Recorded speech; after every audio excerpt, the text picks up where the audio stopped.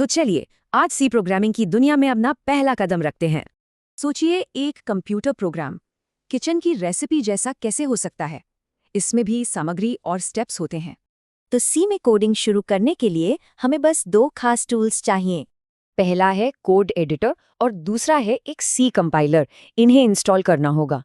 Editor हमारी notebook है और कंपाइलर एक ट्रांसलेटर जो कोड को मशीन के लिए बदलता है। चलिए अब कोड की सामग्री यानी उसके सबसे बेसिक हिस्से वेरिएबल को समझते हैं।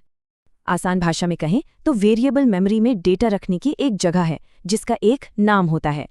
इसे किचन के मसालों के डिब्बे समझिए। हर डिब्बे में एक खास सामग्री यानी डेटा होता है।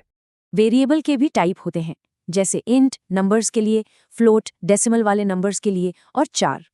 ठीक है, सामग्री तो हो गई। अब प्रोग्राम में जान डालने के लिए चाहिए लॉजिक। इफ एल्स की मदद से प्रोग्राम फैसले लेता है। अगर शर्त सही है तो ये करो, वरना वो करो। लेकिन एक ही कोड को बार बार क्यों लिखें, इसका भी एक बहुत अच्छा तरीका है। और वो तरीका है फंक्शंस। ये कोड के ऐसे हिस्से हैं जिन्हें बार बार इस्तेमाल कर सकते हैं। फंक्शन से कोड साफ रहता है, समय बचता है और मैनेज करना आसान हो जाता है।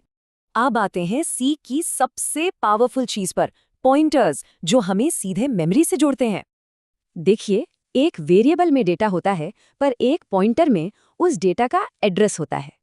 एंड से हमें एड्रेस मिलता है और स्टार से उस एड्रेस पर रखा हुआ डेटा मिल जाता है। पॉइंटर्स की वजह से फंक्शन कहीं से भी असली डेटा को बदल सकते हैं। यही सी की ताकत है। तो वेरिएबल्स, लॉजिक, फंक्शंस और पॉइंटर्स, यही सी प्रोग्रामिंग की असली नींव है। एक बार सी की ये बातें समझ आ गईं तो कोई भी दूसरी प्रोग्रामिंग लैंग्वेज सीखना आसान हो जाता है। तो अब जब ये बिल्डिंग ब्लॉक समझ आ गए हैं तो पहला प्रोग्राम क्या होगा,